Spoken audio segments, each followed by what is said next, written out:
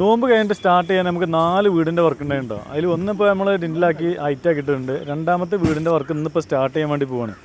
അതിൻ്റെ തുടക്കത്തിൽ ഫസ്റ്റത്തെ എല്ലാം അവരുടെ ഉപ്പാനെ കൊണ്ട് തന്നെ ഒപ്പിച്ച് ഒറ്റവരെയൊക്കെ ക്ലിയർ ആക്കിയതിന് ശേഷം ഇതാണ് ഞങ്ങൾ കട്ടിൽ പിടിക്കാൻ എത്ര ആളെ നോക്കി. ഇതിന് മുന്നേ ഇത്ര തോനെ കട്ടിലെപ്പിന് ആൾ കൂടിയിട്ടുള്ളത് നമ്മുടെ നാട്ടിൽ ഉസ്താദ് ഉണ്ടല്ലോ, ഉസ്താദിൻ്റെ വീട് പണി സ്റ്റാർട്ട് ചെയ്തതാണ്. അന്ന് ഒരുപാട് ആളുകളുണ്ട്. അതേപോലെ തന്നെയാണ് ഇവിടെ അത്യാവശ്യം ആളുകളുണ്ട്. എല്ലാവരും പാടെ കൂടിക്കാണ്ട് എന്ത് ചെയ്തു, ആ മെയിൻ കട്ടില കൊണ്ടുപോയി അവിടെ വെച്ചു. നമ്മളിതിന് തൊട്ട് മുമ്പ് സ്റ്റാർട്ട് ചെയ്തിട്ടുള്ള വീടിനും സെയിം അളവിലുള്ള കട്ടിലാണ് വെച്ചിട്ടുള്ളത്. അത് ഇരുമ്പായിരുന്നു. ഇത് പ്ലാവിൻ്റെ മരം കൊണ്ട് ചെയ്തിട്ടുള്ളതാണ്. ഇവരുടെ തൊടിയിൽ തന്നെയുള്ള പ്ലാവിൻ്റെ മരം കൊണ്ട് ചെയ്തിട്ടുള്ളതാണ്.